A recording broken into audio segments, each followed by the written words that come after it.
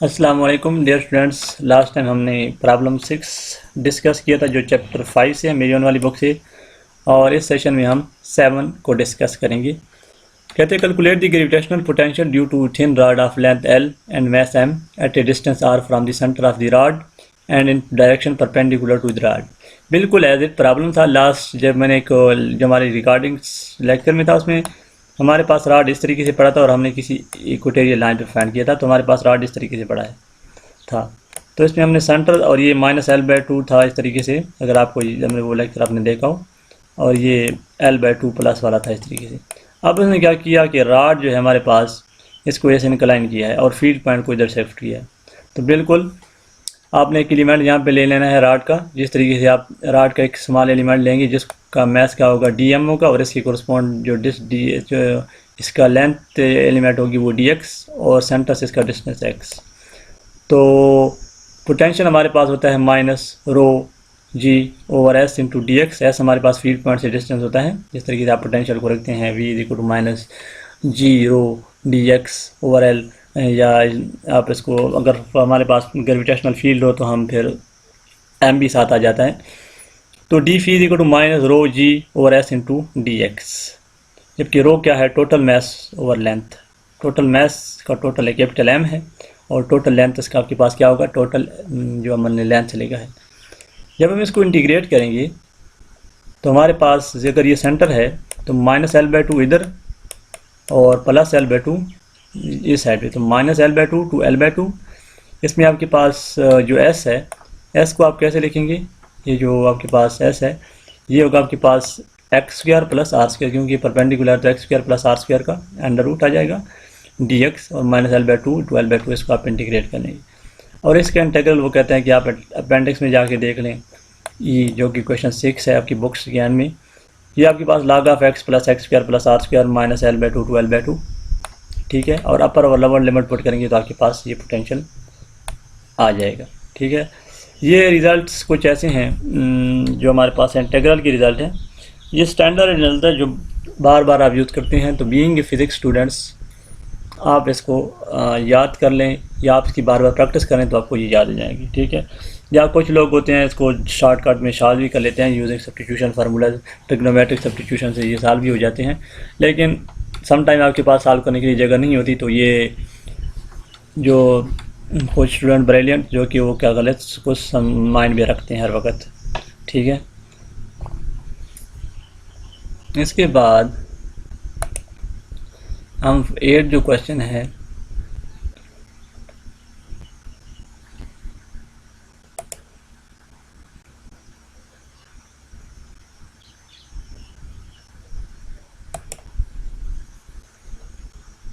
जी question number 8 है हमारे पास।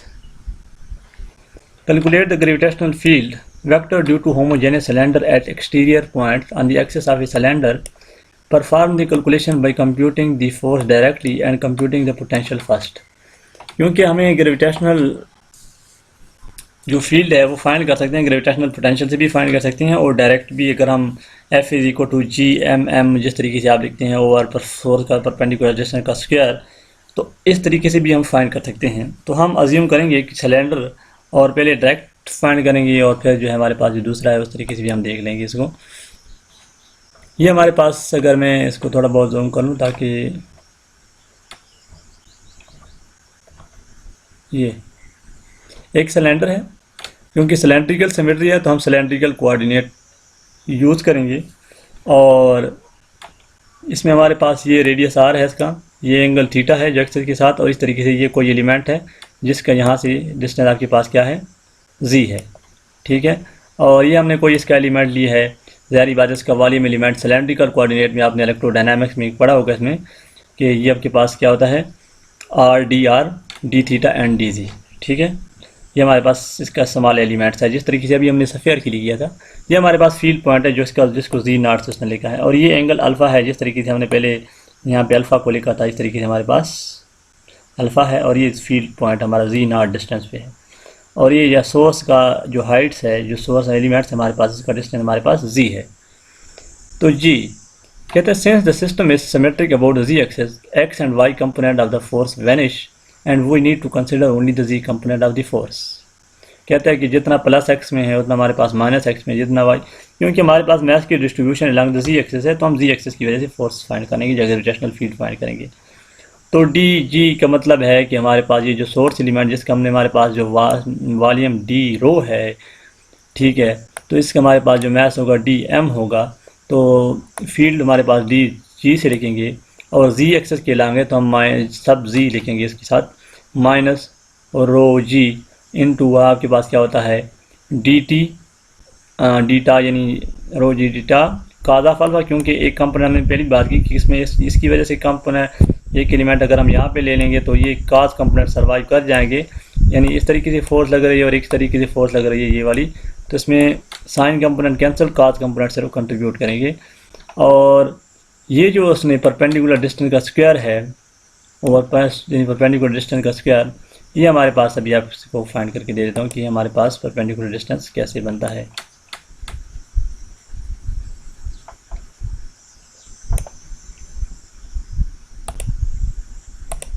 जी, तो ये एक्चुअली ये हमारा सोर्स पॉइंट था, ये हमारा फील्ड पॉइंट था, ठीक है। इसमें आपके पास जो टोटल डिस्टेंस है यहाँ से यहाँ तक, ये क्या है जी नॉट है। हमें ये डिस्टेंस चाहिए ये, जिसके लिए अगर हमें ये मिल जाए और ये मिल जाए, ठीक है, ये तो हमें पता है कि इसका हमारे पास ये यहाँ से लेके यहाँ तक आर है, ये टोटल हमें पता है, ये हमारे पास जी नॉट है, ये भी हमें पता है जी है। तो अगर आप इस टोटल में से ये वाला सब्ट्रैक्ट करेंगे, total g not minus this g, तो आपके पास क्या आ जाएगा, ये वाला आ जाएगा, जो कि क्या है जी नॉट माइनस जी, और ये आपको पता है आर है, तो जी नॉट माइनस जी ये है और आर आपके पास ये है, तो ये आपके पास क्या बनेगा, ये यहाँ से यहाँ तक R square plus Z not minus Z square Pythagorean theorem से, ठीक है। मैं यहाँ पे अज्यूम करता हूँ कि चीज़ आपको समझ आ गई है, क्योंकि टोटल में से जो कि जी नॉट है उसमें से आप ये सब्ट्रैक्ट करेंगे जो कि जी है यहाँ से लेके यहाँ तक, तो ये आपके पास आ जाएगा जी नॉट माइनस जी, और ये आपके पास आर है, तो ये आपके पास पाइथागोरियन थ्योरम से जो आपके हाइपोटेन्यूज जिस तरीके से आप निकालते हैं, यानी ये आपके पास आर है, ये आपके पास जी नॉट माइनस जी है, और ये आप फाइंड कर सकते हैं R square plus Z not, तो ये आपके पास ये एस स्क्वायर जो आप लिखते हैं आपके पास ये आ जाएगा। और ये वैसे स्क्वायर रूट आना चाहिए, लेकिन जो हमारे पास के ऊपर ही स्क्वायर होता है एस स्क्वायर होता है, तो उस वजह से हमने इसको क्या लिख लिया, स्क्वायर और स्क्वायर रूट कैंसिल हो गए हैं, काज़ा अल्फा, यानी यहाँ पे एस स्क्वायर होता है ना, तो वो स्क्वायर और स्क्वायर रूट कैंसिल हो गए। अब आपका काम है इसको इंटीग्रेट करना, जहाँ पे आपके पास होगा जी माइनस जी नॉट, क्योंकि इसमें आप जो आर है आपके पास r d theta d g, इसको आपके पास एज इट आएगा, और काज़ ऑफ अल्फ़ा इसकी वैल्यू भी आप अभी देखें फाइंड कर सकते हैं। काज़ ऑफ अल्फ़ा जैसे अभी हमने फाइंड की, मैं आपको दोबारा एक दफ़ा फाइंड करके दे देता हूँ।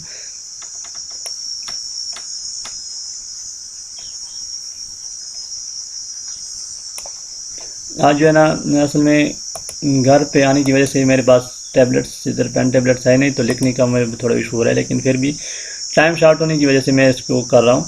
ये एंगल है आपके पास, ठीक है, काज़ ऑफ अल्फ़ा ये, और ये हमें पता है ये हमारे पास बेस बन गई है, ये हमारे पास क्या बन गई, बेस बन गई है, ये हाइपोटेन्यूज है। तो काज़ ऑफ अल्फ़ा क्या होता है, बेस टू हाइपोटेन्यूज।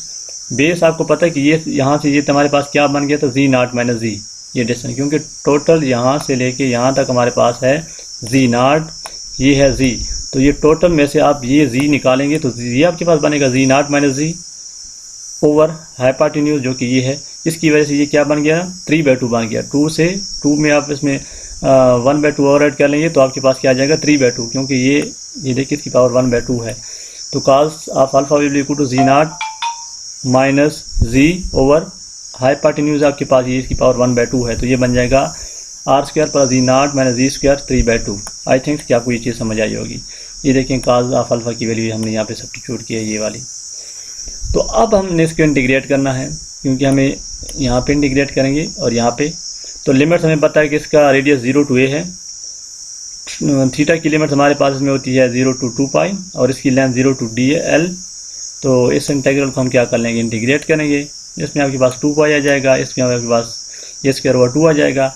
तो कहता है चेंजिंग द वेरिएबल एक्स की जगह आप जी नॉट माइनस जी पुट कर लें तो आपके पास इंटीग्रल इस तरीके से बन जाएगा।